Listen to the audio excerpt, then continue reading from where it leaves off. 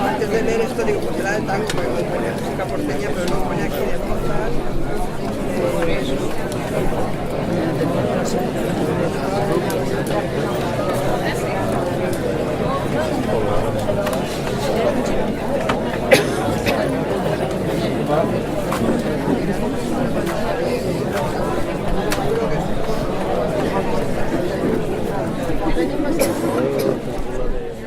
Buenas tardes a todos y gracias por acudir una tarde de jueves más a este ciclo de conferencias sobre la historia y la arquitectura de la Iglesia Magistral que venimos desarrollando, organizado por la Vicaría de Cultura del Obispado de Alcalá y la Institución de Estudios Complutenses. Hemos avanzado ya mucho desde que el año 305 o 306 decapitaron a nuestros patronos Justo y Pastor, porque hoy vamos a hablar del siglo XIX.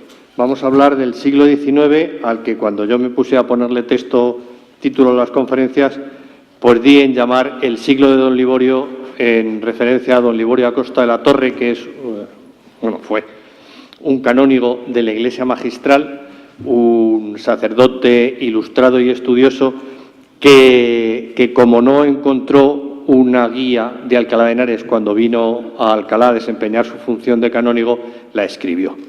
Y la descripción de Don Liborio Acosta de la Magistral es con mucho la mejor de las descripciones que tenemos disponibles de nuestro templo principal en el siglo XIX. Y para hablar del siglo de Don Liborio, yo pensé que la persona apropiada era José María Sanluciano. José María Sanluciano, posiblemente muchos de ustedes lo conozcan, porque es un peculiar investigador de la historia de Alcalá.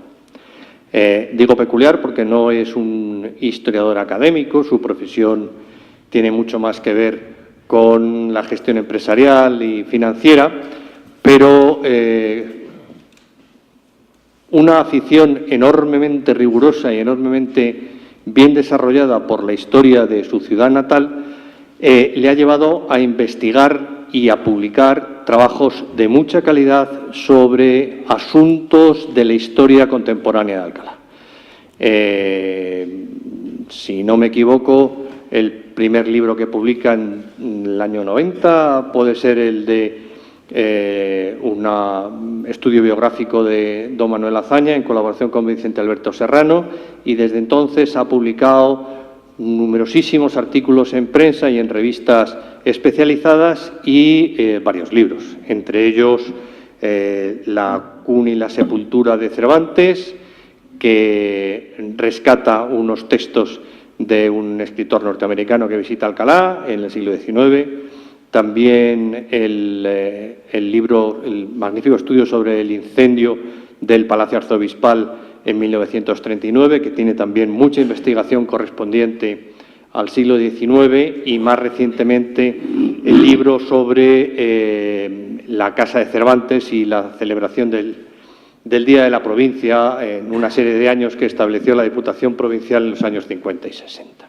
Y, como lo digo, una enorme multitud de artículos en los que se centra en el siglo XIX y el siglo XX. Y este fue el reto en el que le embarqué, y como es amigo, pues se ha dejado y nos va a hablar sobre el devenir de la Magistral durante el siglo XIX, que es un siglo importantísimo en la historia de España, importantísimo en la historia de Alcalá e importantísimo en la Magistral, porque marca el declive en términos académicos de la Magistral, pero sin embargo un enriquecimiento patrimonial impresionante, y que explica al final del siglo XIX nuestra historia contemporánea. Así que, José María, te voy a ceder los trastos.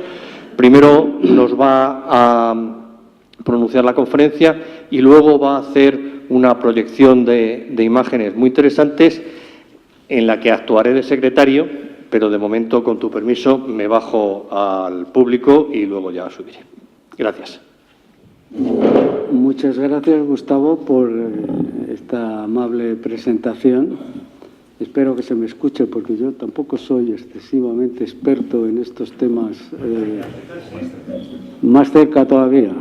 Pero, como los cantantes, o sea, sí, ¿no?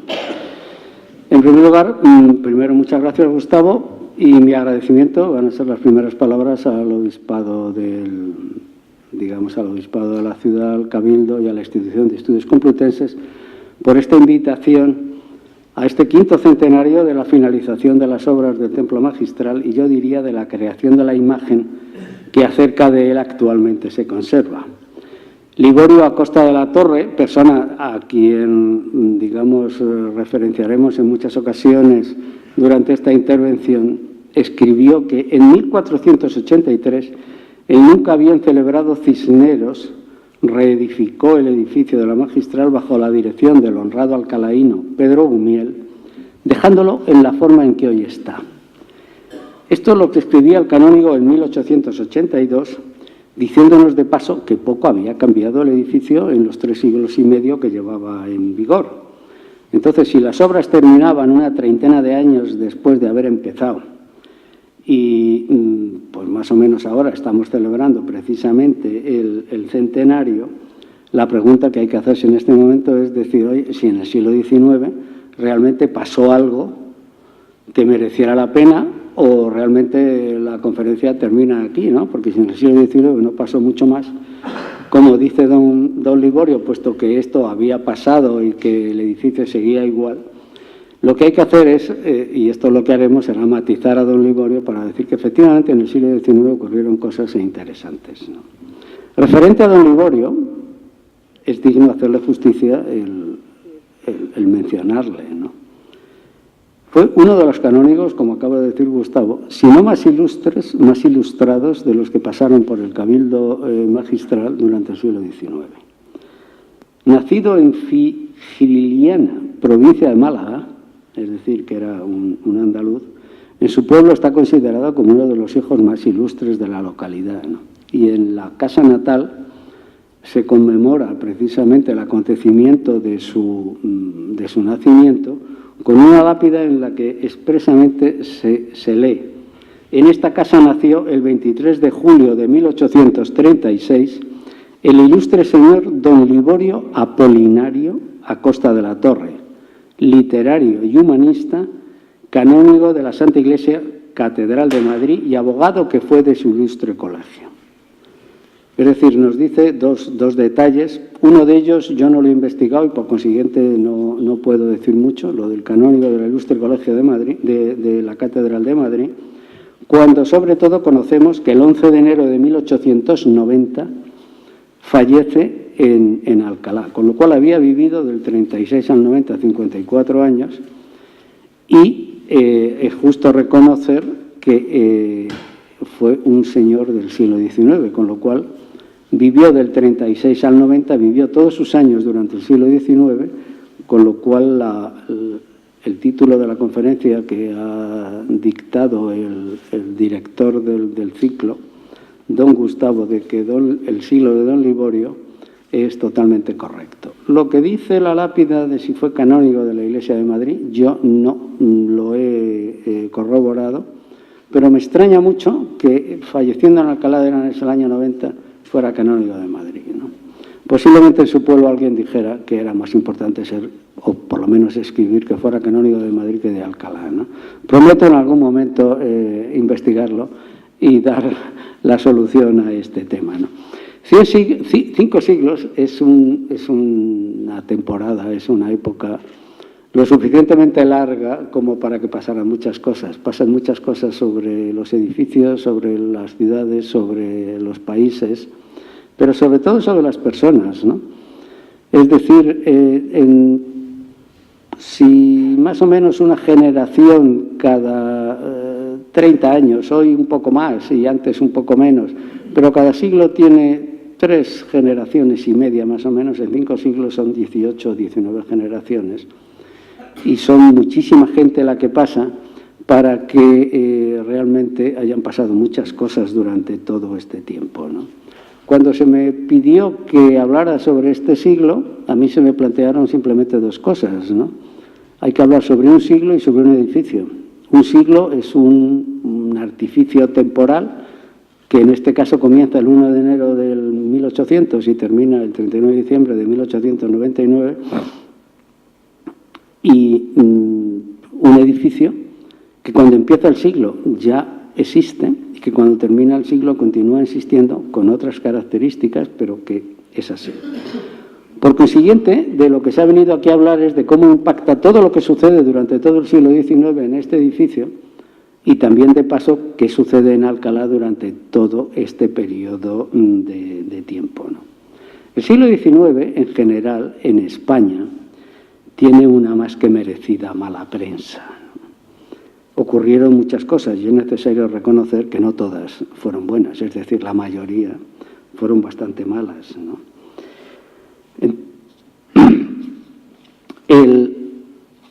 Dice, en todo lo que pasa en el siglo XIX se reconoce de muchas maneras y prácticamente casi de ninguna buena, ¿no? Puesto que simplemente por decirle, por expresar de alguna manera qué ocurre en todo ese siglo, pues yo he venido aquí a reseñar una serie de cosas. Por ejemplo, ¿qué ocurre en este siglo? La invasión francesa, el novedoso periodo constitucional que se inicia en España por primera vez con la Constitución del año 12, el hecho real de las dos Españas, que se presenta de manera manifiesta, iniciándose un periodo bien largo de guerras civiles, las guerras carlistas, la revolución burguesa y su periodo desamortizador, los levantamientos militares de uno y otro lado, la primera caída de la monarquía y, por tanto, la instauración de la Primera República como forma de Estado, el inicio de los movimientos obreros y las sucesivas declaraciones de independencia en las colonias americanas. Todo esto pasa en el siglo XIX. Todo esto hace que el siglo XIX sea reconocido en España de muchas maneras, todas ellas bastante, yo diría que deprimentes, ¿no? Los calificativos que hay en los libros de historia son los de triste, decadente, violenta, dispar, falta de definición, lamentable. Esto ocurre en cuantas publicaciones se han hecho sobre todo este periodo de la historia de España, ¿no? Por resumir, la mayoría de ellas yo las resumiría de una manera simplemente clara, que es catastrófica. Un ejemplo de la peculiaridad a que me refiero en este siglo y que se me ha ocurrido después de pensar sobre él es la forma de Estado. La forma de Estado en estos 5 siglos ha sido mayoritariamente la monarquía y el jefe de Estado ha sido representado por la figura del rey. He tenido la molestia de sumar los jefes de Estado, es decir, los reyes, que se han sucedido durante los 500 años que se están conmemorando en este momento. He contado 27 entre reyes y presidentes de la República, junto con el general Franco, dictador durante 40 años en el siglo XX. Curiosamente, de estos 27, 12, que representa el 43% del total, suceden en el siglo XIX. Y en el siglo XIX lo único que se representa es un 20% del tiempo, con lo cual tenemos el 20% del tiempo y el 43% de los jefes de Estado que suceden en estos 5 siglos. Eso quizá les dé un ejemplo de que algo sucede en el siglo XIX completamente anormal de lo que ha sucedido en todo el periodo de los 5 siglos, con lo cual si los siglos se nos vienen representando por una, digamos, una línea más o menos estable, en el siglo XIX sucede ahí. Si quieren comparar el siglo XIX con el siglo XX en este tema de los jefes de Estado, que me ha resultado interesante, en el siglo XX, que también suceden muchísimas cosas, hay 6 jefes de Estado, todos revueltos, una regencia, una monarquía, 2 presidentes de la República, un dictador y al final un rey. Bueno, de todo esto que he mencionado, y simplemente por decirles que el siglo XIX, puesto que el señor Chamorro Merino me dijo que que me tocaba este siglo, pues bueno, pues ya está. De todo esto que ha sucedido, yo he elegido simplemente 3 hechos fundamentales para para hablarles a ustedes y que son los que representan realmente alguna incidencia dentro de la magistral. Hay uno de ellos que es simplemente ideológica y hay otros 2 que sí representan realmente algo que incide dentro del edificio. Uno es la invasión napoleónica, la invasión francesa. Otro es el hecho de la irrupción de las 2 Españas, la constitucional, la no constitucional. Y la tercera es la desamortización en su vertiente exclusiva de la exclaustración, puesto que la desamortización tiene varias vertientes. Y la que aquí realmente nos interesa es la de la exclaustración, el cierre de determinados conventos, sobre todo los masculinos, y el traspaso de determinadas obras a otros conventos femeninos y a la magistral. La invasión napoleónica y la guerra de la independencia, lo que se conoce como la guerra de 1808, al fin y al cabo lo que saben ustedes es lo que todos sabemos, que es la sublevación del pueblo español y en primera instancia del madrileño ante la ocupación del país y de la capital por parte del ejército francés, la marcha de la familia real a Francia y la instauración de un rey diferente, puesto que Napoleón puso a su hermano mayor al rey José. ¿Cuál era el caldo de cultivo que había en España y también en Alcalá en el momento en que se inicia esta invasión napoleónica? Rodrigo Amador de los Ríos, persona, tanto él como su hijo José Amador de los Ríos, la vamos a mencionar durante esta intervención, decía algo muy interesante. Alguien conservador como él decía que España estaba desprevenida y sin medios, ni de resistencia ni de defensa, aletargada en la humillante servidumbre a que la habían condenado la imbecilidad, el escándalo, la inmoralidad, el servilismo, la ineptitud, la maldad y la hipocresía que tenían morada en el Regio Alcázar. Es decir, no pone excesivamente bien a la monarquía española a finales del siglo XVIII e inicio del siglo XIX, es decir, el reinado de Carlos IV. Lo que ocurre es un estallido de odio popular. Antonio Alcalá Galiano, en sus memorias, nos dice que la gente de las clases superiores estaba asomada a los balcones en los puntos donde no había tiroteo. El mando había ordenado que las tropas estuvieran quietas y encerradas en los cuarteles, pero hay un hecho que sucede concretamente en Alcalá, y es el corregidor y justicia mayor, don Agustín de Cuadros, dirige una circular el mismo 2 de mayo al gobernador del Supremo Consejo de Castilla, cuando se entera de lo que está sucediendo en Madrid, y dice, pues la tropa francesa ha comenzado las hostilidades, propone que los pueblos cercanos concurran a la defensa de la patria. Al día siguiente, 3 de mayo, recibe una respuesta y dice, no hay necesidad del auxilio que me promete, pues debido a las disposiciones enérgicas que se tomaron aquí, se ha logrado establecer el sosiego que ha continuado y sigue hasta ahora sin la menor alteración. Esto es lo que se lee en los documentos que sucede entre los 2 y 3 de mayo del año 1808. He hecho hincapié en las 2 fechas porque ustedes recordarán que el 3 de mayo sucede algo. Hay un cuadro de Goya que dice precisamente los fusilamientos del 3 de mayo en Madrid. Es decir, en España, según este gobernador del Supremo Consejo de Castilla, no pasaba nada. O también otros podían pensar que sucedía lo de siempre, que los españoles morían sencillamente por defender su dignidad o por defender la dignidad de la nación. Conocemos que la aristocracia fue a Bayona, admitió una constitución que le presentó Napoleón, que curiosamente se dieron cuenta que esa constitución no defendía precisamente sus intereses. Por consiguiente, Napoleón se encontró con el problema de que quien les combatía a él era precisamente el pueblo llano, ¿no?, que era a quien iba a favorecer la constitución napoleónica. ¿Quiénes eran los que se sublevan? Pues los que se sublevan eran el pueblo llano. Precisamente incluso hubo curas guerrilleros, como ustedes bien saben, ¿no? Y estos guerrilleros, pues no eran nada más que artesanos que eran conocidos por el oficio que tenían, el molinero, el mantequero, el bosero, el cocinero. 3 fueron los más importantes, ¿no? Uno de ellos muy, entre comillas, alcalaíno, el empecinado, Juan Martín Díaz, que era zapatero de profesión. Espocimina, que era campesino, y el único que era graduado, digamos, porque era marino, era Juan Díaz Porlier, ¿no? Por tanto, este era el caldo de cultivo digamos, del país y en concreto de la ciudad de Alcalá durante el siglo XIX, inmediatamente antes de que entren las tropas napoleónicas aquí.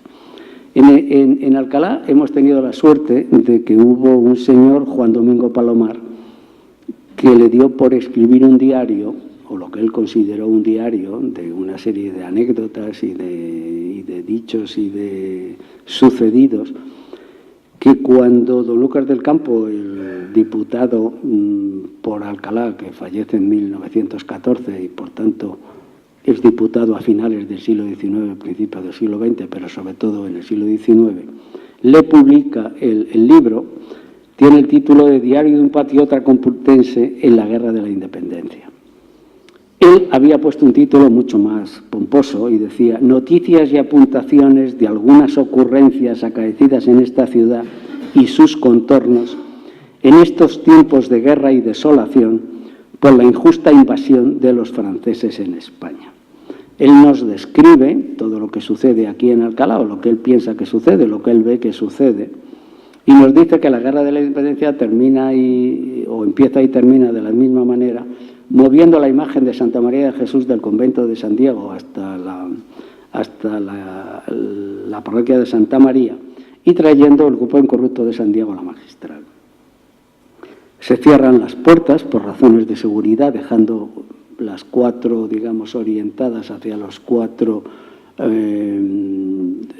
órdenes del tiempo.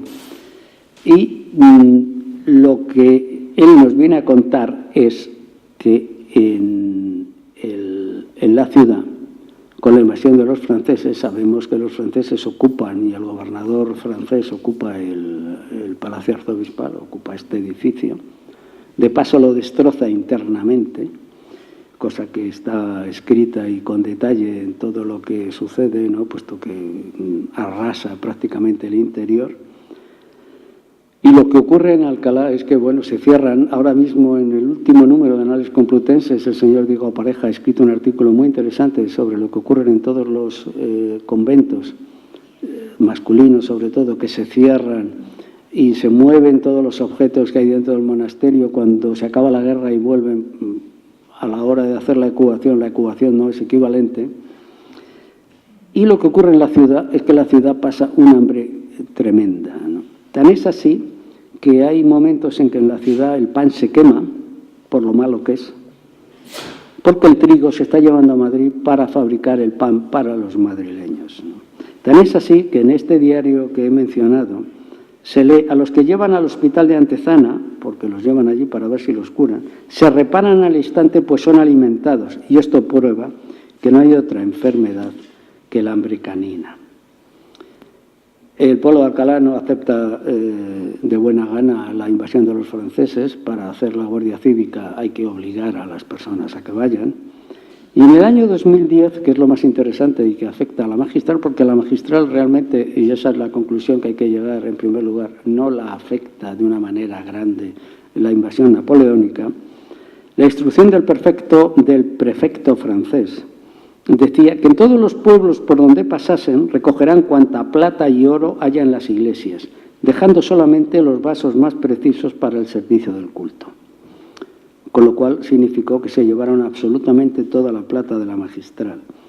Rodrigo Amador de los Ríos, en un artículo que publica en la Ilustración Española y Americana, dice que el importe en cuantía de volumen, de peso, de la plata que se llevan de la Magistral acumulaba unas 10 arrobas. Bueno, esto es lo que sucede, ya lo sabíamos, ¿no? Que y no solamente en Alcalá, en España entera, precisamente por la obediencia a este decreto, los franceses se llevan toneladas de plata de las iglesias y monasterios españoles. La Magistral lo que hace es cumple con los ritos y el culto que estaba destinada, ¿no?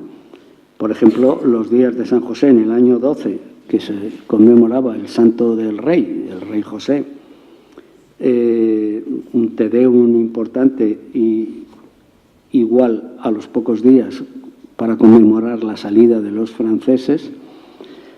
En el año 16, los días 23 y 24 de marzo, la magistral conmemora con solemnidad el que los franceses por fin se hayan ido de una vez de esta ciudad, ¿no?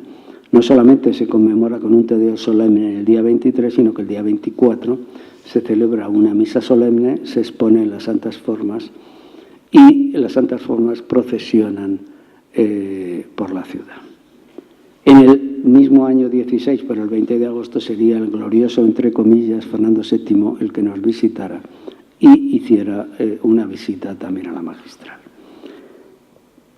He leído un documento precisamente del año 1822, un tanto curioso, por dar un detalle de lo que era la magistral y sobre todo su capilla de San Pedro. La capilla de San Pedro, como saben la mayoría de todos ustedes, es una capilla que se construye a finales del siglo XVII y actúa como parroquia. Allí se traslada la pila bautismal, que todavía existe, se traslada el Santísimo y esta capilla, digamos, sucede en su devenir del tiempo como parroquia con el culto normal a la que se tiene. En este documento de este señor, don Tomás de Palacios, hay un par de cosas que son realmente curiosas y que he tomado precisamente para conocimiento de todos ustedes. Primero, el párroco era un señor que compaginaba los dos cargos, de canónigo y de párroco.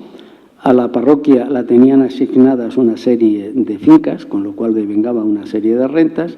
La parroquia tenía una serie de gastos, como eran 12 aniversarios con el mismo número de misas cantadas a razón de 20 reales cada una de limosna y 50 misas rezadas a razón de 5 reales cada una. Por tanto, le quedaba un líquido a la parroquia de 510 reales al año.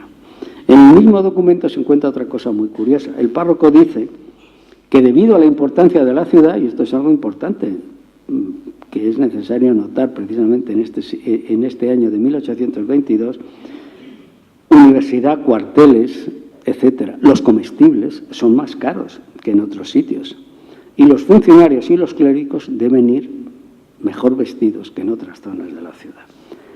La feligresía estaba compuesta por una cifra superior a los 500 vecinos, es decir, aproximadamente 2.000 almas, y una cuarta parte de ellos eran, digamos, niños de uno y otro sexo. Con lo cual, la conclusión es que afortunadamente se marchan los franceses, nos dejan totalmente limpios de la plata y el oro que había en las iglesias, dejan en la magistral la custodia de las santas formas que había venido, y luego mencionaremos, en finales del siglo XVIII, una vez que Carlos III elimina a los jesuitas en España, y digamos, la magistral, dentro de todo el lío que se organiza con toda la invasión francesa, es posiblemente de las iglesias de Alcalá la que mejor queda parada. La segunda cosa del siglo XIX sobre las que les he mencionado es precisamente esa de la constitución de las dos Españas. Es una cosa muy simple, un flash de algo que sucede y que desgraciadamente casi todavía sigue sucediendo, pero que se inicia en ese momento, porque en el año 1812, como ustedes saben, se constituye o se inicia la Constitución de Cádiz, la PEPA, el 19 de marzo del año 1812 se publica. Y lo que ocurre es que en este edificio en el que estamos, en la fachada principal, existe un escudo. El escudo es del cardenal Borbón. Cardenales Borbón en España existieron dos y les voy a decir que existieron hasta un tercero. Los dos primeros son padre e hijo y el tercero es el sargento Francisco Mayoral, que el 8 de abril de 1818 se presentó en un juicio ante la Inquisición, puesto que militar como era, preso en Ciudad Rodrigo, se hizo pasar por el cardenal una vez que los franceses se los llevaron preso a Francia. Hace unos años, un catedrático de Barcelona sacó el texto completo del caso ante la Inquisición y publicó un libro realmente interesante sobre este tercer cardenal Borbón, ¿no? Este es el menos interesante, pero los dos primeros, padre e hijo. El padre, como saben, a los pocos años de ser cardenal, puesto que fue cardenal con muy pocos años, cuando era casi niño, a una determinada edad, cuando era joven, él dejó de ser cardenal. En cambio, su hijo llegó a ser cardenal primado de Toledo y primer regente, una vez que se habían marchado los franceses, de la familia Borbón, fue el primer regente, llamémosle, constitucional. Este escudo, que es del padre de Luis María Villabriga, su madre Teresa Villabriga, la infanta, de que en Zaragoza, si alguno de ustedes tiene algún conocimiento de esa ciudad, saben que existe el patio de la infanta, y el patio de la infanta es precisamente en conmemoración de que allí vivió la madre de este cardenal, acude a Valencia a recibir a Fernando VII. Fernando VII viene para, digamos, reinar en España, y el regente que, digamos, ha mantenido el reino durante su ausencia lleva un documento referente a la guerra contra los franceses y los principios básicos de la Constitución de Cádiz. El cardenal tiene en su cabeza que no besará la mano del rey en señal de aceptación de su realeza hasta que el rey no jure los principios de la Constitución. No tiene oportunidad. El rey ya había determinado que no iba a aceptar la Constitución de Cádiz, y así fue. Como ustedes saben, el reinado de Fernando VII es uno de los que califican peor al siglo XIX, puesto que algunas veces sí, otras veces no, aceptaba la Constitución, y en ese momento le enseña la mano, con verdadero impulso le dice, bésala. El cardenal, pálido completamente, lo hace, y en ese momento las dos Españas ya son un hecho, puesto que la Constitución ha salido hecha añicos por los aires. ¿Qué ocurre en Alcalá? En Alcalá, digamos, estas dos Españas también suceden. Y en el año 23, simplemente por dar un flash de lo que ocurre aquí, en el año 23 el rey ha terminado, digamos, el trienio liberal que empezó en el año 20 y terminó en el año 23, donde se aceptó la Constitución. En el año 23 deja de aceptarla, el rey conspira, se carga el tema constitucional y en España empieza uno de los periodos absolutistas. En Alcalá, digamos, la Iglesia toma partido, y toma partido por mano de uno de sus canónigos que se haría famoso, don José Laso, más conocido como el Padre Laso. El Padre Laso era un maravilloso orador y tuvo la oportunidad de decir un montón de sermones en Alcalá. Se publicaron 2 de ellos. Yo he tomado nota simplemente de un par de cuestiones de las que dice en uno de sus discursos, en uno de sus sermones.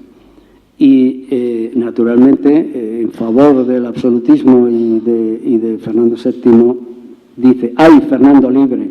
La patria respira, la religión triunfa. La Iglesia y el Estado van a recobrar su antiguo lustre, su primitivo esplendor. Y en segundo lugar hay otra cita, y es la única que pongo aquí, que relaciona digamos, el misterio de las 24 formas incorruptas, de las sagradas formas, que como todos ustedes saben era el milagro por excelencia de Alcalá. En su día de fiesta se celebraba el gran día en Alcalá, que relaciona este milagro, este misterio, con el hecho político. Desde luego yo no me voy a poner en los zapatos de alguien de hace 200 años, porque para mí sería imposible, ¿no? Yo no me puedo poner en los zapatos de alguien que vivió 2 siglos antes que yo. Pero simplemente, como los textos quedan ahí, ustedes juzgarán, ¿no? El Padre Laso escribía: la milagrosa incorrupción de nuestras santas formas por espacio de cerca de 3 siglos era para nosotros un pronóstico favorable de la divina protección.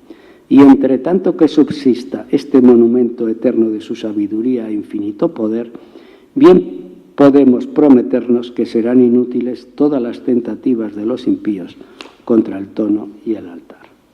Efectivamente, la Iglesia alcalaína había tomado partido, igual que la mayoría de la Iglesia, por no decir que en totalidad.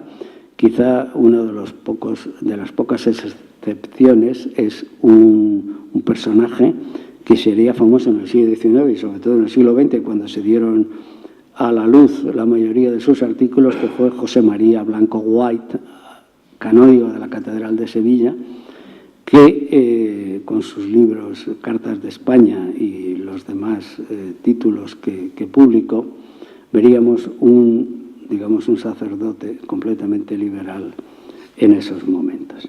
El tercer punto era el tema de la desamortización, en su fase de la exclaustración.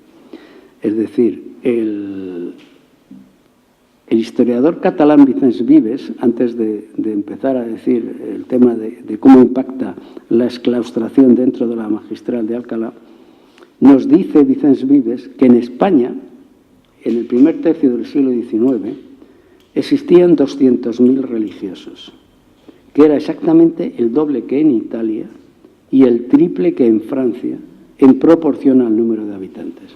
Eso quiere decir que tanto en Italia como en Francia, los temas de desamortización, que efectivamente habían empezado antes que aquí, y por tanto, era momento de que en España también se empezara a hacer algún tipo de acto en función de estas cosas. ¿Quiénes eran los que lo hacían? Eran los llamados progresistas. Era un sector de la pequeña burguesía, que eran comerciantes, periodistas, abogados, que tenían como meta principal el prácticamente crear un sistema de gobierno muy parecido al británico, un sistema parlamentario muy similar, y que los ayuntamientos fueran elegidos de una manera popular. Bien, es ingenuo pensar que, la desamortización era una idea simplemente en contra de la Iglesia.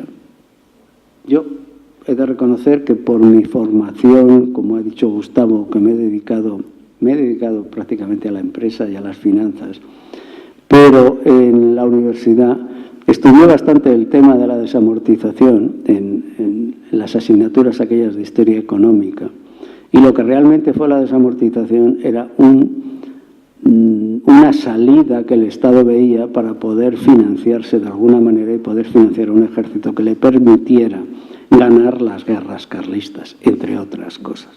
Que luego, los objetivos de la desamortización, los objetivos originales fueran cumplidos como se pretendía, eso es otro tema. Posiblemente la respuesta sea que efectivamente no fueron cumplidos como tal, ¿no? Pero que la desamortización fuera una cosa en contra de la Iglesia, efectivamente, yo creo que era una cosa mucho más económica que otra cosa. Lo que sí ocurre es que en esa época, cuando se empiezan, porque hay varias desamortizaciones, como ustedes saben, empiezan alrededor del 36, acaban en el 55 con Pascual Madoz. Entonces, en el año 36 también ocurre algo en Alcalá que es muy importante, y es que la universidad se pasa de Madrid a Alcalá, al revés, de Alcalá a Madrid. Y se junta con el hecho de que se elimina por otra vez la Compañía de Jesús, se suprimen los monasterios y conventos que no tuvieran 12 individuos profesos,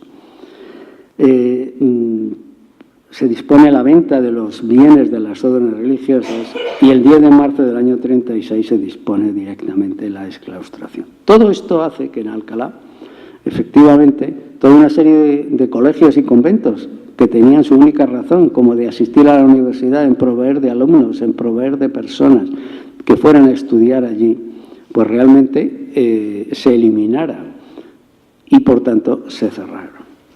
¿Qué ocurre en ese momento? Bueno, pues en ese momento lo primero que hay que hacer es describir cómo estaba la magistral en ese momento, porque cuando se cierran conventos y los objetos pasan de un sitio a otro, hay algunos que van a pasar a la magistral, ¿no? Pero ¿cómo estaba en ese momento? Entonces tengo que cometer un pecado, de tiempo, y decir que me tengo que pasar al siglo XVIII, y en el último tercio del siglo XVIII sucede algo que es muy importante. Carlos III elimina la Compañía de Jesús, los hace irse y naturalmente se cierra el Colegio Máximo de la calle de Libreros en Alcalá. El Colegio Máximo, como saben, encerraba el misterio, el milagro de las Santas Formas con su custodia, y todo eso se traslada a la Magistral de Alcalá, a la Magistral.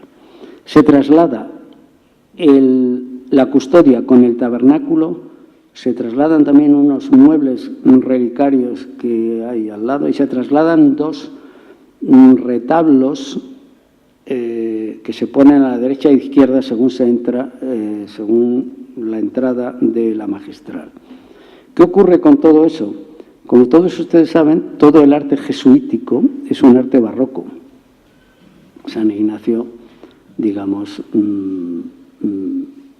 fundó la Compañía de Jesús cuando la funda, y bastantes años después es cuando se empieza, digamos, la construcción de los conventos jesuíticos.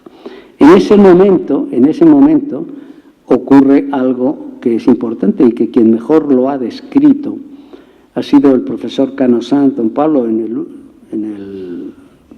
el catálogo de la exposición que ahora mismo hay en el claustro de la Magistral, donde dice cómo estaba el tabernáculo, más que el tabernáculo, el presbiterio de la Magistral a inicios del siglo XIX. Y dice: la capilla mayor de la iglesia magistral se convirtió en uno de los espacios sagrados más simbólicos de Alcalá de Henares, pues unificaba el culto a los santos titulares del templo, es decir, a los santos niños, con las 24 sagradas formas, además de la presencia de la Virgen María en su subida a los cielos, es decir, en la Asunción. Habla con una frase que a mí me parece genial, que se llama mirabile composito, o composición admirable. Y al final dice algo que es fundamental, dice: existió un triángulo iconográfico único, la custodia de las santas formas, las pinturas y esculturas de los santos niños y la talla de la Asunción. Es decir, la Magistral se había convertido de ser una iglesia gótica, como era naturalmente cuando la termina Cisneros en su momento, y empieza a ser una iglesia que en su interior, la arquitectura naturalmente era gótica, pero la decoración empezaba a ser barroca, empezaba a ser y continuó siéndolo. Teniendo en cuenta cómo estaba la Magistral en ese momento, es necesario decir dos cosas, ¿no? Tanto hay, digamos, personas que cuando describen la Magistral en ese momento, el padre Deza, maestro de Sagrada Teología de la Compañía de Jesús, y el más contemporáneo, padre Lecanda, el prefecto del oratorio de San Felipe, decían que la Magistral es una de las más célebres iglesias de la cristiandad. Y dicen: el hecho de que tenga las reliquias de los mártires en la cripta, el hecho de que tenga la custodia de las santas formas, hacen que la Magistral sea una de las iglesias más representativas de la cristiandad, dice, y por supuesto de España. José Amador de los Ríos, por citar personas que en sus textos describen con naturalidad exactamente lo que ven, califica el templo justo en la mitad del siglo XIX como uno de los más notables templos que debe España al siglo XV y a la arquitectura gótica. De paso, lo que hace es critica enormemente todo lo que escribe Antonio Ponz, que había escrito 70 años antes. Y Antonio Ponz lo único que dijo, efectivamente no fue excesivamente extenso en la descripción de lo que ve en la Magistral, dice que la iglesia es bastante grande, fabricada a la usanza gótica y con alguna similitud a la Catedral de Toledo, cuya idea tendría el cardenal en su reedificación. Ponz no miente, se queda corto, efectivamente, y dice aquello de que se parece a la Catedral de Toledo. Amador de los Ríos dice que en absoluto, que lo único en que se parece a la Catedral de Toledo es que las dos son góticas, y es cierto, pero con posterioridad, a final del siglo, Vicente Lampérez, ilustre arquitecto que colaboró en la reedificación de la Catedral de León, en el momento en que hay que quitarla de todo el peso que durante el barroco se la había cargado a esa catedral, escribe una obra en 3 tomos, una obra genial, sobre la arquitectura cristiana en España y dedica a la magistral 3 páginas, entre ellas un plano, y curiosamente dice que la magistral se parece a la Catedral de Toledo. No vamos a discutir aquí de si se parece a la de Toledo o a la de Sevilla. En mi opinión personal, bueno, es una iglesia gótica que no se parece a ninguna de las dos en la medida en que una tiene 3 naves y la otra 5, ¿no? Y de parecerse a alguna, pues se parece quizá alguna más, un poco más a la de Sevilla que a la de Toledo. Pero al margen de eso, y volviendo a mencionar a don Liborio lo que dice es, cuando define el interior de la magistral, dice, y lo define con 3 adjetivos muy sencillos, pero en mi opinión muy certeros. Dice, el interior es bello, es severo y es elegante.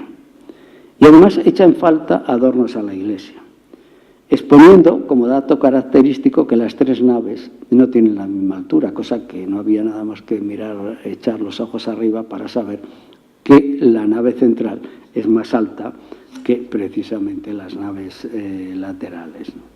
Producto de la desamortización, efectivamente, es todo el trasiego que se empieza a hacer entre unos conventos que se cierran y otros que permanecen abiertos, ¿no? Todos los conventos masculinos se cierran, tan solo queda uno masculino, que es el oratorio de San Felipe, y la pregunta que hay que hacerse es qué ocurre con todo lo que sucede, o sea, todo lo que existe en esos monasterios, ¿no? Bueno, pues yo diría que sucede de todo.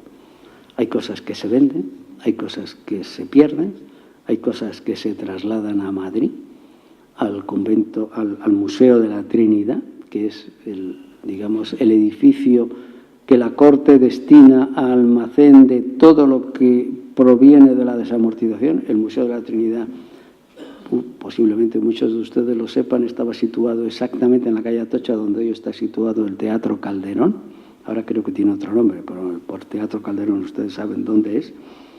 Y hay otras cosas que se trasladan entre monasterios en Alcalá. Por decir y por mencionar otra vez a don Liborio, que representa muy bien en dos citas que les voy a mencionar lo que ocurre en Alcalá, menciona 2 conventos de monjas, uno el convento de la Imagen y otro el convento de Agustinas. Del convento de la Imagen dice, en referencia a este trasiego de objetos que pasan de un lado a otro, dice, más que ningún otro se convirtió después de la claustración en un verdadero depósito de cuadros e imágenes, y aunque de estas se han llevado algunas a otros sitios y a otros lugares con permiso de la autoridad eclesiástica, todavía quedan muchas para que ocupen rincones y sirvan de pasto a la polilla. Eso es lo que dice sobre el convento de la Imagen. Sobre el convento de las Agustinas, que como saben es el convento que está al final de la calle Escritorios, esquina con la calle El Gallo y enfrente del convento del Carmen, lo que es hoy la Escuela de Arquitectura. Antes de la guerra este convento se llamaba de las de monjas de palo, por el hecho de que la balaustrada que hay en las puertas era de madera en lugar de ser de hierro. Y el pueblo de Alcalá, que siempre ha sido muy crítico con estas cosas, mencionaba y nominaba a estas monjas como las monjas de palo. Y decía, casi todas las ropas sagradas del convento del Carmen, que estaba enfrente de ellas, se entregaron a estas religiosas, al igual que imágenes y cuadros. Y por eso parece la iglesia un depósito de santos. Es decir, lo que sucede en Alcalá es que hay un trasiego enorme de cuadros, imágenes, retablos entre unos edificios y otros. Era lógico, ¿no? Antes de entrar a fijarnos en 4 piezas importantísimas que se trasladan de otros sitios a la magistral, me gustaría decirles que en ese momento hay una imagen que es la imagen central, digamos, del monasterio de San Diego. El monasterio de San Diego se llamaba Monasterio de Santa María de Jesús, y la imagen de Santa María de Jesús se traslada del monasterio el suyo, en la iglesia, en la parroquia, en la plaza de San Diego, donde hoy está el cuartel del Príncipe, a la Magistral, se traslada la imagen de Santa María de Jesús. Posiblemente esta imagen fuera, si no la más, una de las más bellas que existían en la ciudad. La cabeza y la expresión de su cara, según se lee, eran de una delicadeza extrema que elevaba al grado de exquisitez la limitada sonrisa que hacía a su hijo. Es una imagen que hoy, afortunadamente, se está otra vez tratando de volver a la realidad. La antigua es imposible porque se quemó en la Guerra Civil. Era una imagen preciosa, luego veremos una foto de ella. También la tienen en la exposición. Y, naturalmente, alguien tenía que afearla, ¿no? La pusieron una corona de plata a la Virgen y otra corona de plata a su hijo, y además la rodearon con un arco de metal que a alguien le podía parecer que era maravilloso. A don Liborio decía que una vez que la pusieron en la parroquia de San Pedro, justo en el centro del retablo, debajo de una estatua de San Pedro, que era el titular de la capilla, y decía don Liborio, con bastante sorna, la imagen, crean ustedes, ha de ser tan hermosa que a pesar de donde está, todavía cautiva.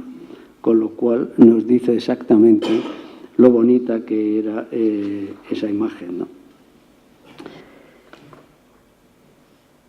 Como he dicho, y antes de empezar a hablar de esas 4 piezas importantes que suceden ahí, lo que ocurre en el siglo XIX ha sucedido ya a finales del siglo XVIII.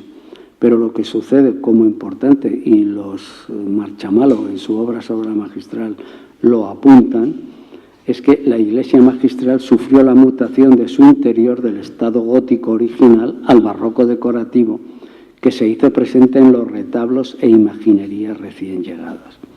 A don Liborio le gusta en general todo, pero también tiene sus matices. Y dice, de todo lo que ha venido, si el ilustrísimo cabildo, en sus generosos afanes para mejorar la Iglesia, hiciese el esfuerzo de retirar del culto algunas imágenes verdaderamente detestables, esto lo dice un canónigo de la Magistral, bajo el aspecto artístico que hay en el templo, merecería bien de las bellas artes y el aplauso de toda persona culta. Es decir, como conclusión de este capítulo, a la Magistral vienen muchas cosas, no todas buenas y no todas del gusto de todos. Estas 4 piezas que he venido mencionando en 2 o 3 ocasiones son las que representan un carácter más importante y sobre todo una doblez que se hace al templo por el hecho de que vengan a la Magistral y estén ahí durante un siglo prácticamente. No llegó al siglo, pero casi.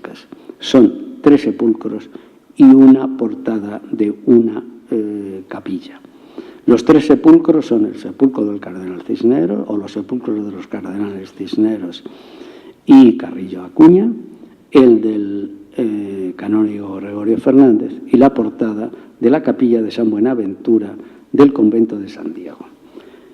Todo el traslado y todo lo que ocurrió con el mausoleo del cardenal Cisneros ha sido escrito hasta el mayor de los detalles por el ilustre cronista de la ciudad, don Vicente Sánchez Moltó, y la pluma suya, evidentemente, yo, que no soy nada más que un ligero aprendiz, no lo puedo igualar. Él escribió una serie de artículos muy importantes con todos los detalles en el Diario de Alcalá, y yo solamente quisiera poner el hecho de que el sepulcro de Cisneros viene de la iglesia de la Universidad a la Magistral. Y viene por el hecho de que en el año 45, es decir, a mediados del siglo XIX, el 17 de octubre, la Gaceta de Madrid, que es el BOE recuperó hace unos años el nombre de Gaceta de Madrid, precisamente, publicaron un informe del 26 de septiembre de ese año, del año 45, firmados por 2 personas de la Comisión Central de Monumentos, que era uno Aníbal Álvarez y otro que era el secretario, José Amador de los Ríos, el hijo de Rodrigo, en el cual en este informe hablaba de 3 objetos, de 3 piezas artísticas, de 3 monumentos que eran los sepulcros de Carrillo y de Cisneros y la portada de la iglesia de la capilla de San Buenaventura, que decía que debido a la situación en la que se encontraban, que lo que había que hacer era sacarlos de ahí. Referente al sepulcro de Cisneros, dice: la universidad ha salido, la iglesia está abandonada, está próxima a desplomarse y la morisca techumbre de la capilla está con amenaza de que se caiga, en cuyo centro se encuentra el sepulcro de Cisneros, la estatua adyacente del fundador. ¿Qué propone? Sacarla de ahí y llevárselo a Madrid. En Madrid hay un proyecto que es el de crear el Panteón de Hombres Ilustres, que luego al final se creó, pero de una manera un tanto allá, y todavía está como está. Y entre medias dice, bueno, dado que el sepulcro de Cisneros es una obra magna, donde se debería llevar es a la iglesia de San Jerónimo, la iglesia, digamos, histórica de Madrid. Ya saben ustedes que ahí Fernando el Católico juró sus principios y dice que se lleve allí hasta que el Panteón de Hombres Ilustres esté listo, ¿no? Al final, desde el año 45 hasta el año 57, hay muchos dimes y diretes, y el 20 de febrero del año 57, la reina Isabel II rubricó un decreto firmado por Narváez con 2 artículos. El primero de ellos muy simple, que decía: se restaurará el sepulcro del cardenal Ximénez de Cisneros y sus cenizas se colocarán solemnemente en el mausoleo de la iglesia magistral. El segundo artículo hablaba de los dineros que había que proveer para poder hacer la obra, que eran 60.000 reales. Como ustedes saben, se coloca en el crucero de la magistral, y lo que ocurre es que en ese momento, como saben, en el crucero está la verja del presbiterio, la verja del coro, y había 2 verjas adicionales. Estas 2 verjas se eliminan y son sustituidas por, digamos, unas balaustradas de hierro, que ahora comentaremos lo que dijo don Liborio. Sobre la obra no hay nada que hablar, puesto que ya está todo escrito. El arquitecto es don Francisco Enríquez Ferrer, que era un arquitecto de la universidad, y tan solo les quería comentar una anécdota. El cantero, el que hace toda la obra de cantería, se llamó Ángel de las Pozas. Por su nombre no nos dice nada. Ángel de las Pozas, pues bueno, pues muy bien, ¿no? En Madrid, ustedes recordarán, sobre todo los que son más o menos de mi edad, que existía un barrio que se llamó Barrio de Pozas, que es un barrio triangular que estaba en la calle de la Princesa, calle de Alberto Aguilera y calle de Serrano Jover, donde está hoy el Corte Inglés de Princesa y el hotel que está detrás del Corte Inglés. Eso era el barrio de Pozas. Yo recuerdo, en mi época final de la universidad, en el siglo pasado, que efectivamente hubo, digamos, la despoblación de ese barrio, ¿no? Bueno, pues el barrio de Pozas debe su nombre al cantero que hizo toda la cantería de la obra del sepulcro de Cisneros en la magistral. Don Liborio no está de acuerdo en lo que ha sustituido las rejas laterales, las que interrumpían el paso del público entre el coro y el presbiterio, fueron retiradas y vendidas como hierro viejo y sustituidas por feísimos baluastres de hierro fundido. Eso es lo que dice don Liborio. Para saber esto de los feísimos baluastres de hierro fundido, luego veremos una foto en la que se ven exactamente esos baluastres y ustedes decidirán si efectivamente el señor Acosta de la Torre tenía razón o no. El sepulcro de Carrillo de Acuña, en el mismo informe que he mencionado anteriormente, se menciona que debe salir del convento de San Diego. El convento de San Diego está abandonado y por consiguiente existe el temor de que una obra de arte de ese estilo sufra y por consiguiente que salga y que tenga el mismo destino que el de Cisneros, es decir, Madrid, los Jerónimos, el Museo de la Trinidad, lo que fuera, pero que salga de aquí. Al final, el sepulcro de Carrillo se queda en la magistral y se instala enfrente al altar del trascoro. Es decir, que los 2 cardenales lo que hacen es, hacen guardia al coro de la magistral, uno por detrás y otro por delante. Es curioso pensar que ambos fueron primados de la Catedral de Toledo, con una diferencia de 13 años, exactamente el periodo en el que reinó en la diócesis primada de Toledo el cardenal Mendoza, y que uno persiguió al otro, ¿no? Carrillo Acuña persiguió a Cisneros, lo encerró en el castillo de Santorcaz. Y desgraciadamente tenemos que pensar una cosa que humanamente es cierta, ¿no? La muerte iguala a todos.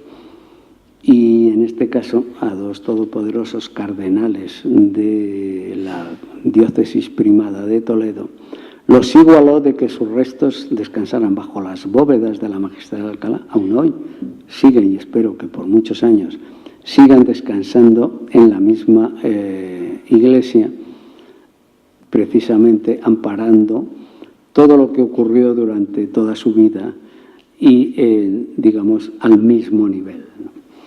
En este sepulcro de Carrillo hay una anécdota que es curiosa, ¿no? El pintor Rosales, es decir, el que tiene dedicada una calle, un paseo tremendo en Madrid, una estatua que ha vuelto a su pedestal después de muchos años, vino a Alcalá a tomar datos de la cara del cardenal Carrillo, para que esa cara fuera curiosamente la cara del cardenal Cisneros en su famoso cuadro del testamento de Isabel la Católica. Esto sucede también en el siglo XIX, ¿no? Ese cuadro, como saben, históricamente no es precisamente muy certero, ¿no? Ahí está don Fernando el Católico, que no estaba en el momento en que fallece su esposa. Ahí figura el cardenal Cisneros, que tampoco estaba presente en ese momento, pero la cara de Cisneros es precisamente la cara de Carrillo, la cara del sepulcro de Carrillo en ese momento. Hay otro pintor que también viene a tomar algún apunte a la Magistral en este mismo siglo XIX, es don Francisco Pradilla, en su célebre cuadro del traslado de los restos de Felipe el Hermoso desde Burgos hasta Granada. Pinta que lo hace doble, es el mismo lampadario que daba luz al Santísimo en la capilla de San Diego, la primera capilla a la derecha, que en el siglo XIX estaba en la girola, en el lado de la epístola, y que luego en el siglo XX, como ya les contarán posteriormente, se elimina, lo elimina Cabello la Piedra. El lampadario que daba luz al Santísimo, él lo pone doble delante del féretro de Felipe el Hermoso. Son curiosidades que suceden a lo largo del siglo XIX. El tercer elemento importante que viene a la Magistral es la portada de la capilla de San Buenaventura, también conocido como el Arco de Contreras. En ese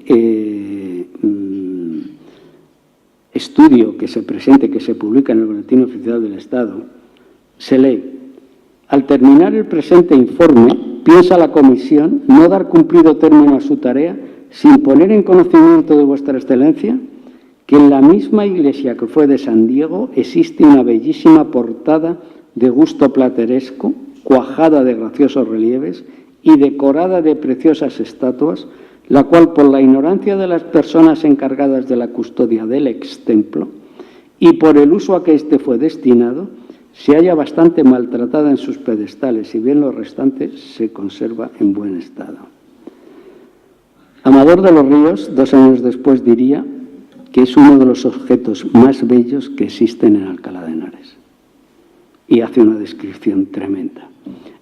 La portada se traslada a la Magistral. Afortunadamente, la portada sigue en el mismo sitio donde se puso. Entonces era el altar de la Purísima. Pusieron 2 imágenes procedentes de 2 conventos de lo que hemos dicho, de la imagen y de otros sitios, ¿no? Y hay que escuchar a don Liborio Acosta qué opinaba sobre ese altar de la Purísima, que no dejaba de ser el Arco de Contreras. Y dice, él mira el arco, ve que efectivamente es una preciosidad y se da cuenta de que hay una lápida que ha venido con el arco y que la lápida está en lo alto del arco, ¿no? Y dice, bastante lógico, piensa, dice, las lápidas cuando se imprimen en piedra, digamos, esa impresión en piedra está hecha para ser leída. Cuanto más alta la ponen, efectivamente, mucha más dificultad existe para poder leerla. Y entonces dice, no existe ningún inconveniente en la Magistral para poner la indicada lápida sobre el zócalo a la derecha o a la izquierda de la portada, lo cual haría perfectamente muy bien el ilustre Cabildo en bajarla. Lleva casi 200 años puesto en el mismo lugar y efectivamente yo no digo que se cambie ni que se no cambie, sino simplemente menciono a don Liborio, ya que estoy hablando del siglo de don Liborio. Existe una cuarta obra, como he dicho, que es el sepulcro, que está en el lado del Evangelio de la Girola, del canónigo don Gregorio Fernández, un sepulcro bellísimo, un renacentista y una preciosidad, que vino del cercano convento de San Juan de la Penitencia, lo que hoy es la Casa de la Entrevista, y que cuando las monjas franciscanas, las monjas juanas, como vulgarmente se las conoce, se trasladan a la calle de Santiago, el sepulcro viene a la Magistral y se conserva afortunadamente en el mismo sitio. Pero en 1860 se producen también otras obras dentro de la Magistral, ¿no? Aquí hemos venido a hablar de todo lo que pasa en el siglo XIX en el edificio y el verbo mantener en los edificios es un verbo que hay que conjugarse con facilidad y sobre todo con asiduidad, ¿no? A lo largo del siglo XIX alguien se da cuenta de que efectivamente ese verbo mantener no se ha conjugado con la facilidad y la asiduidad de la cual era normal, y por consiguiente encargan a un arquitecto que se llamó Jerónimo de la Gándara y Peyronet, que es el señor que construye, por darles una referencia, el Teatro de la Zarzuela en Madrid, el Teatro Calderón en Valladolid y el Teatro de Santa Marta de Villamarta en Jerez de la Frontera, junto con otra colección de edificios, que en su informe dice que naturalmente todos estos elementos que ahora hay que retocar han yacido muchos de los últimos años en la Magistral. Y menciona exactamente 3 cosas que hay que arreglar. Dice que hay que arreglar las grietas en pilastras y dovelas del arco toral, que son los que están, como saben, en el centro, en el crucero de la iglesia, reparar el lamentable estado del suelo y algo muy importante que dice, cambiar el coro del lugar por necesidades de culto y estética. En ese momento se está produciendo una corriente de opinión por la cual la gente se da cuenta, la gente me refiero al pueblo en general, y al pueblo, gobierno, no gobierno, autoridades artísticas, por lo cual se dan cuenta de que el coro en las iglesias, puesto en el medio de la nave central, impide de alguna manera el acceso del público en general, del pueblo, al culto de la iglesia, ¿no? Entonces, él propone un presupuesto de 124.000 reales, le aprueban nada más que 89.000 y le dicen que el coro lo deje donde está, porque esa obra la consideran cara e inútil, con lo cual el coro siguió hasta el desgraciado 21 de julio de 1936, que fue quemado una vez asaltada la ciudad por la gente de la República. Don Liborio, naturalmente, opina y dice, bueno, han levantado todo el suelo, la iglesia magistral era un cementerio, puesto que se enterraba ahí abajo. Dice, si esta gente hubiera, cuidado las lápidas como tenía que ser, hoy tendríamos otra cosa muy diferente. Dice, las pusieron detrás, en la girola de la iglesia, algunas, dice, las pusieron detrás del altar mayor, y aunque llaman muy justamente la atención, porque hay algunas notables, morirán desgastadas por el uso. Y añade, si cuando se arregló el pavimento hubiesen tenido el buen acuerdo de colocarlas en los laterales de las naves como un zócalo, dice, pues posiblemente todas esas lápidas se hubieran conservado mucho mejor. Con el tiempo, afortunadamente, don Liborio no tuvo razón. Dice, no se conservará ninguna lápida en la Magistral. Desgraciadamente para él, no tuvo razón. Lo que sí ocurre en el siglo XIX es que suceden algunas cosas más, ¿no? Y que afectan a la magistral. Una de ellas no afecta directamente al edificio, pero sí afecta directamente a la institución. Es la creación de la diócesis de Madrid-Alcalá. La creación de la diócesis de Madrid-Alcalá hace que el vicariato que tenía la magistral en Alcalá, como ambas ciudades pertenecientes a las diócesis de Toledo, hace que, digamos, la magistral pierda en importancia. Esto se produce nominalmente en el año 51, cuando se firma el concordato, pero claro, la diócesis de Toledo digamos, trata de retrasar la puesta en marcha todo lo que puede hasta el año 85.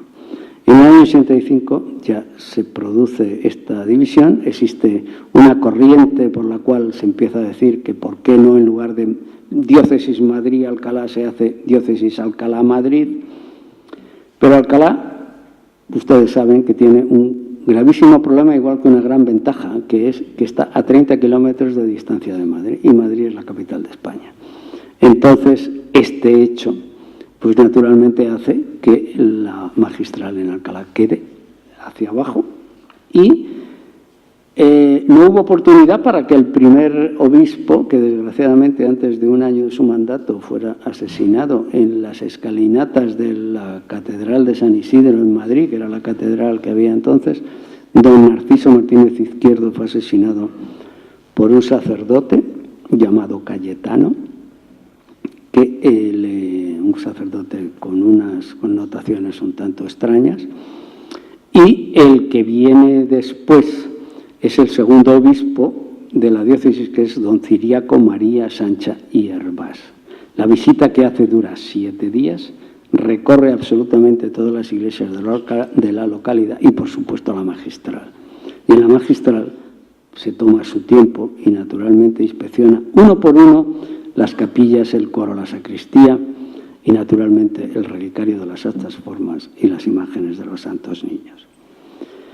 Avanzando el siglo XIX, en los años 92-93, en Madrid se expone, hay una exposición que ahora un señor muy ilustre ha publicado un artículo en el Puerta de Madrid sobre la exposición histórico-europea que se hace en los años 92-93, don Pedro Ballesteros, que lo hace de una manera, digamos, pormenorizada. Eso es conmemorativo del 4º centenario del descubrimiento de América. Y entonces se celebran 2 exposiciones. El lugar de celebración es el que se conoció como Palacio de Bibliotecas y Museos, que no es más que el edificio de la Biblioteca Nacional y el Museo Arqueológico, el que está cara a la Castellana y cara a la calle de Serrano en Madrid, y que la idea era que se expusieran las piezas de países descubridores y de países americanos para dar, digamos, una idea de contraste entre una situación y otra a ambos lados del Atlántico. Lo dirige don Juan Valera y don Juan Facundo Riaño, que fue director del Museo Arqueológico durante muchos años, y el comisario era el padre Fidel Fita, importante jesuita, importante arqueólogo. La magistral, que es lo importante, acude a esta exposición y expone 15 piezas. 15 piezas de diferentes tipos y tamaños, orfebrería, ropas litúrgicas y documentos. La custodia del corpus, la cruz procesional, 2 cálices, uno de ellos el de Cisneros, un portapaz, la bandeja y jarro de plata, eceomo de marfil y cofre de carey. Muchos de estos los vamos a ver luego en las fotos y los pueden ustedes ver, porque afortunadamente todo se conserva en el Museo de la Catedral. Los documentos, desgraciadamente, no se pueden ver, puesto que fueron aniquilados en el incendio del archivo, y los que se aportaron fue una carta de los Reyes Católicos al Deán y Cabildo de San Justo, y por otro lado las ropas que allí se presentaron, sobre todo el famoso terno de los Santos Niños, que fue eliminado en el incendio. En el año 94 existió una peregrinación a Alcalá de Henares por la Real Archicofradía de la Guardia de Honor del Sagrado Corazón de Jesús. Y lo que se hace para dar importancia, o sea, para tener una idea de la importancia que tenía la magistral de Alcalá y sobre todo el tema de las santas formas, en sus estatutos hacía pública y solemne manifestación de amor, culto y reparación al corazón deífico de Jesús. Y en este año 1894 se fleta un tren entero con centenares de personas que vienen en peregrinación a Alcalá, presididos por el marqués de Montalvo en representación del rey y por el obispo de la diócesis, Monseñor Cos y Macho. En la estación de Alcalá fueron recibidos por las autoridades, se celebra una misa en la magistral, hay una procesión desde la magistral hasta la iglesia de jesuitas, que fue el lugar donde se manifestó el milagro, y por la tarde otra vez vuelta a la magistral con la custodia y las formas. Y naturalmente en el año 97, ya terminando el siglo, se conmemoró el tercer centenario del milagro de las santas formas. Como ustedes saben, esto fue un tema de 1597, cuando se da, por decir así, finalizado todo el proceso que lleva consigo pues todas las pruebas que se hicieron en la época. La imagen de la custodia, lógicamente, estaba ya en la magistral. El segundo centenario, pues posiblemente no tenemos noticia de él, pero el tercero sí que se celebra con todo el boato. Incluso pueden ustedes observar la lápida que existe en la fachada que da de la magistral que da a los Santos Niños, conmemorativa de este tercer centenario de las Santas Formas. El diputado Lucas del Campo organiza a las fuerzas vivas de la localidad. Un año antes les pone en orden, les dice que hay que hacer algo tremendamente serio y lo consigue. Afortunadamente tenemos el documento que narra todo lo que sucede en ese momento en 13 capítulos de una publicación que se llamó Crónica del Centenario. Ahí nos va diciendo exactamente todo lo que se va haciendo cada día y sobre todo toda la financiación que se va recuperando en cada uno de los momentos. Como simple anécdota, la viuda de Cánovas del Castillo, que había sido asesinado unos años antes, contribuye con una cantidad importante. La magistral era el centro de atención de todo el evento, pues bajo sus bóvedas se encontraba la custodia con las formas, ¿no? Entonces, ¿qué pasa 7 meses antes? Pues 7 meses antes se expone la custodia y se mantiene en exposición hasta que se celebra el centenario. En el acta de 22 de febrero del año 97, la fiesta se celebra en mayo, se puede leer: el templo magistral debe manifestarse durante las fiestas tal cual es en su belleza arquitectónica y en su nativa estructura, escatimándose en lo posible el uso de toda colgadura, cortina, cortinón, tela, flámula, etc. Es decir, esto lo debió escribir el padre Lecanda, que era bastante rígido en todo su tema de estilo, de estilo estético, y decía: la magistral tiene que lucir como realmente es, sin ponerla nada por exceso. Y añade: debe procederse a una limpieza y adecentamiento general del interior de dicho templo, haciendo algunos reparos que no por ser de escasa vista dejan de ser importantes, como el enfosque de zócalos y de grietas de los muros, y lo más preciso para dejar bien presentada la iglesia. Con lo cual, la iglesia a finales del siglo XIX luce, quizá, como nunca lució, por lo menos a lo largo del siglo. Se nomina naturalmente al padre Lecanda, se le añaden 1.000 pesetas, que en aquella época debía ser una cantidad enorme, para que haga las obras que tenga que decir. Y como dato curioso, ahora verán alguna foto, la orquesta y el coro se sitúan encima del altar del trascoro, es decir, se construye todo un artefacto para que estuvieran los músicos y los componentes del coro ahí arriba, con lo cual solamente por imaginarse la imagen, la misa mayor de la celebración del tercer centenario tuvo que ser algo genial. El siglo derivaría de inmediato por derroteros bélicos en ultramar, como ustedes saben.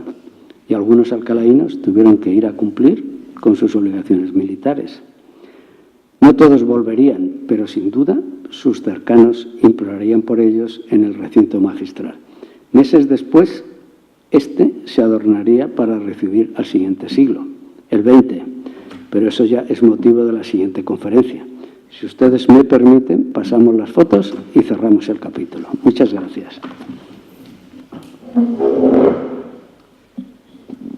Las fotos son fáciles de pasar y simplemente es para, digamos, enmarcar.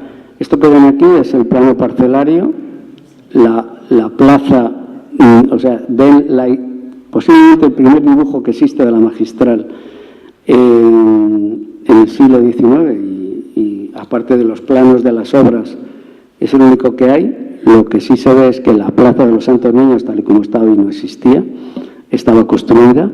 La Plaza de los Santos Niños está a la izquierda y la plaza de abajo está a la derecha. Pasa.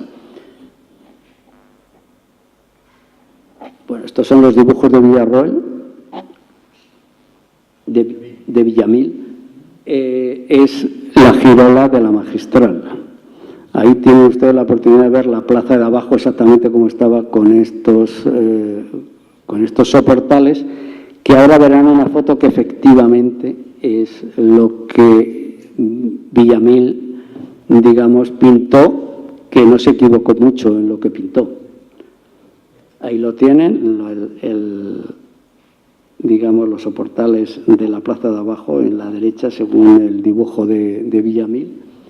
Y atrás ven ustedes, digamos, la magistral. Esta es una foto muy curiosa de alguien que desde aquí le dedico un cariñoso mensaje a don José Quijada Madaleno, que no está pasando, como muchos de ustedes sabrán, en sus mejores momentos, tanto ni él como su esposa, y desde aquí todo el cariño para él. La foto es de él, ponla esta, y ven cómo era digamos, la entrada a la magistral por la Plaza de los Santos Niños, ¿no?, en ese momento.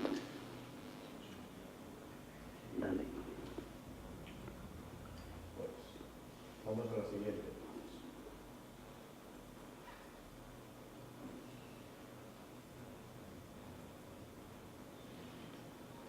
Bueno, esta es la imagen de Santa María de Jesús. Es una foto que, bueno, es la mejor que hemos encontrado en todo digamos, el archivo alcalaíno. Ahí ven ustedes una cosa, las dos coronas que la pusieron a la Virgen y al Niño, y sobre todo el arco que cubría la imagen. Si se puede aproximar, que yo creo que sí, el tema de la cara de la imagen, como se ha dicho, es una imagen de lo más bonito, con una dulzura que es difícilmente de alcanzar en ninguna otra obra que hubo en Alcalá en esa época. Bueno, esto es un cuadro que está todavía en la capilla de San Diego, puesto que de allí vino la imagen de Santa María de Jesús. Pasa. Es la versión en color. Vamos, esta es el cuadro tal como es en color, y la fotografía anterior es la fotografía que se conserva en el Instituto del Patrimonio Cultural de España, original de Mariano Moreno. Bueno, esto es precisamente la capilla de San Pedro. La capilla de San Pedro, a finales del siglo XIX, ustedes ven que en el centro del retablo está la imagen de Santa María de Jesús y arriba está San Pedro. Si recordamos lo que hemos dicho, que dijo don Liborio, de que la imagen de Santa María de Jesús lucía muy bien a pesar del sitio donde se encontraba, pues aquí ven exactamente la realidad de los hechos, ¿no? Yo tengo que contar una anécdota nada más que es tristísima. Mis padres vivieron naturalmente la guerra civil aquí en Alcalá. Mi madre contempló cómo quemaban la imagen de Santa María de Jesús, y mi padre en Valencia, donde se pasó un año en la guerra, tuvo la desgracia de escuchar a una persona, a un miliciano, decir que él había quemado las imágenes, las 4 imágenes del crucero de las Agustinas y la imagen de Santa María de Jesús, porque además le pareció realmente bonita, ¿no? Y quizá por eso la quemara, ¿no? Bueno, esto es el sepulcro de Cisneros, que tampoco hay mucho más de qué hablar. Esto era así estaba en el crucero. Y aquí hay otra vista de cómo estaba. Es curioso ver aquí el tema de las rejas. Como ven, hay una reja en un lado. Y sobre todo, ustedes recuerdan lo que se ha dicho de lo que dijo don Liborio cuando se quitaron las rejas de derecha e izquierda y que dijo, hay puesto un pasamanos de un hierro que no tiene mucha historia. Bueno, pues aquí tienen el pasamanos. Es que se daba la circunstancia de que las rejas que custodiaban esta comunicación entre el coro y el presbiterio, lo que se llama la vía sacra, es que eran de Juan Francés, eran del mismo estilo que la reja que cierra el altar mayor y de la reja que cierra el coro. Y fueron sustituidas por esto y, claro, no es que sea espantoso, pero menos calidad sí que tiene, sí. Bueno, esto es los carneros.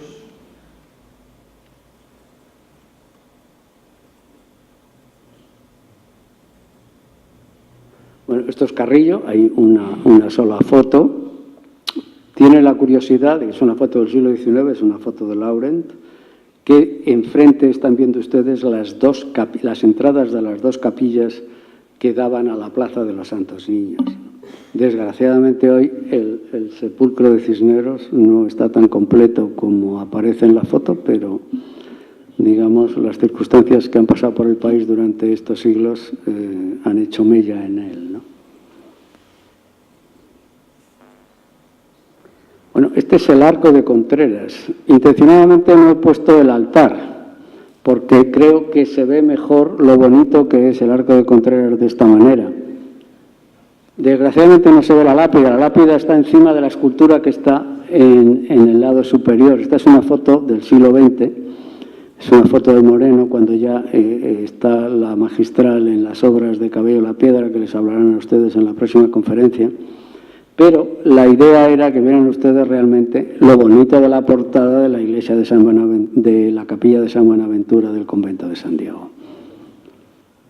Eso es el borde inferior de la lápida, aquella que consideraba don Liborio que estaba muy arriba. Y efectivamente, pues la delicadeza del cincelado es estupenda.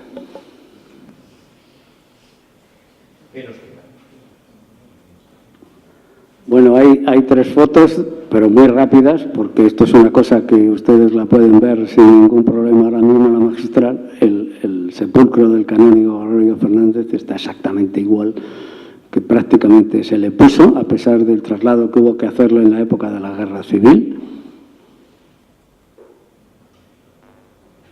Bueno, muy rápido, esto es todo lo que se expuso en la exposición esta de finales del siglo XIX. Esta es todas estas fotos están tomadas del libro de la magistral del año 99, el último que se ha publicado ahí, por eso son fotos en color, lógicamente, y que no tienen nada que ver con el siglo XIX, excepto que las piezas estaban vivas en ese momento y afortunadamente siguen hoy. Esto es la custodia del corpus de la magistral. Aquí tienen ustedes la cruz procesional, que hay un par de imágenes más y que se puede, está en el museo. Sigue. Este es un detalle de la cruz. Otro más. Este es el cáliz de Cisneros. En la exposición había otro cáliz, pero no se especifica exactamente qué cáliz era. En el museo pueden ver ustedes varios cálices. Yo no he especulado, simplemente no he puesto ninguno, puesto que no sé cuál es, ¿no? Este es el portapaz. Portapaz, le pueden ver, hay tres imágenes, uno ahora con más detalle y otro por detrás, que es lo siguiente. El portapaz, visto al natural, es mucho mejor que en foto, evidentemente, ¿no? ¿Sigue? Esto es el jarro y el plato que están ahí. En la siguiente se va a ver individual el plato y a continuación el jarrón, que son una auténtica preciosidad y que afortunadamente se conservan. Hay yo he seguido el índice de la exposición. Se habla de un ecceomo. Yo he puesto este. Puedo estar equivocado. Quizá no, pero bueno, es honesto el expresar mi duda. Y este es ¿cómo se llama esto? Esto es el Arca de Carey. El Arca de Carey, que efectivamente está, cuando lo vean en realidad, si no lo han visto hasta ahora, es mucho más pequeño de lo que ustedes se pueden imaginar. O sea, la foto le hace más grande, pero de verdad es mucho más pequeño. Bueno, estos son las ropas. Las ropas, esto era el terno de los Santos Niños. El terno de los Santos Niños yo escuché en mi casa muchas veces enormes elogios de lo bonito que era. Se podían haber coloreado las fotos, pero hubiera sido un pastiche. Es mejor dejarlos como los pintó, como los fotografió Moreno, y el capillo, la capa pluvial y la dalmática son producto del momento, ¿no? Están en blanco y negro, eran los 3 primeros en rojo y la última dalmática en verde. Los que lo vivieron hacían elogios tremendos de ello. Esta es la dalmática del terno verde, que si ven tiene una decoración distinta, como en flores de lises de cardinas, mientras que todo el terno de los Santos Niños está cuajado de los símbolos del martirio de los Santos Niños. Los alfanjes, que los romanos no cortaban la cabeza con alfanjes morunos, pero el bordador debía tenerle más cerca y más miedo a los moros que a los romanos. Las palmas del martirio, las coronas de la gloria y por algún lado estas. Aquí hay coronas de laurel de triunfo.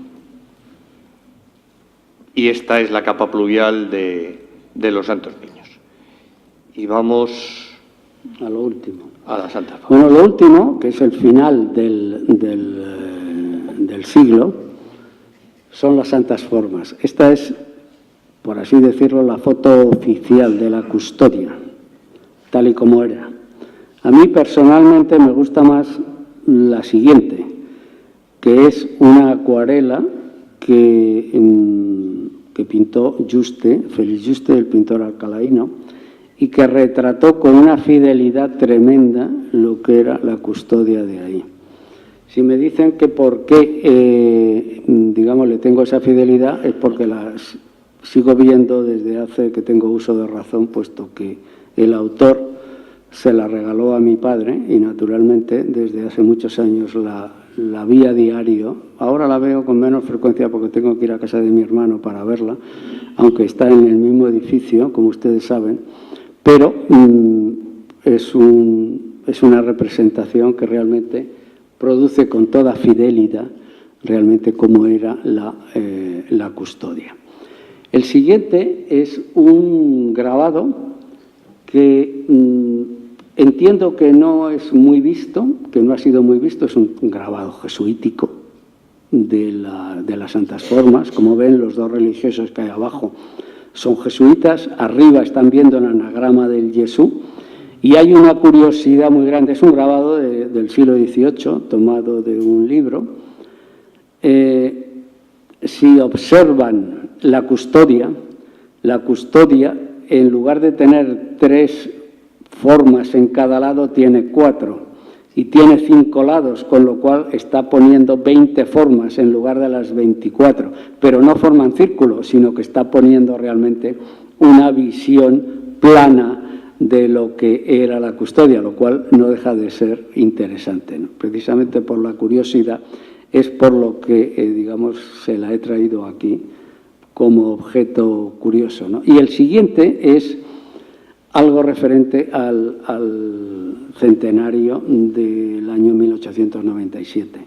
He dicho que el padre Lecanda el padre Lecanda se encarga de la remodelación de la magistral Y don Lucas del Campo, en la conmemoración de ese tercer centenario, promueven unos premios artísticos, unos premios literarios.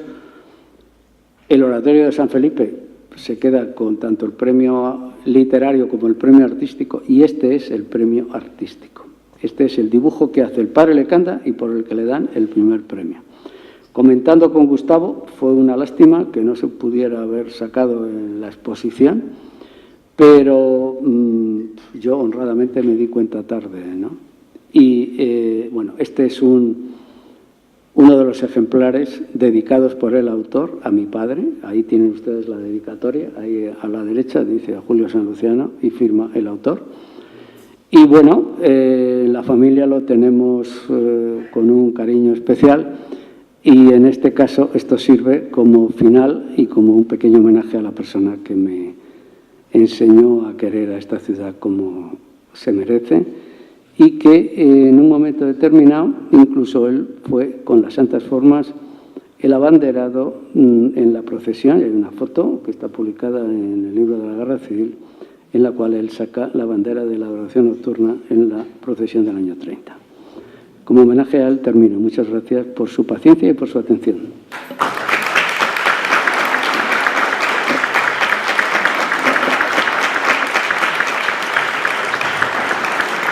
Bueno, pues muchas gracias, José María. Hoy tenemos tiempo por una pregunta, si la hay, nada más, porque nos tenemos que ir. No sé si alguien quiere preguntar algo concreto. Pues tuya es. Sí, respecto a los restos mortales de Carrillo y Cisneros, supongo que los franceses expulgarían a los tumbas, ¿no? El tema de los... ¿Esto funciona? Sí, cuando está rojo. Cuando está rojo, sí. En el tema de Carrillo, cuando se produce el traslado, se abre digamos, el sepulcro, se abre la sepultura, y existe un acta por el cual se descubre la momia del cardenal, y una de las cosas que se determinan es el buen estado en el que se conservan las ropas del cardenal.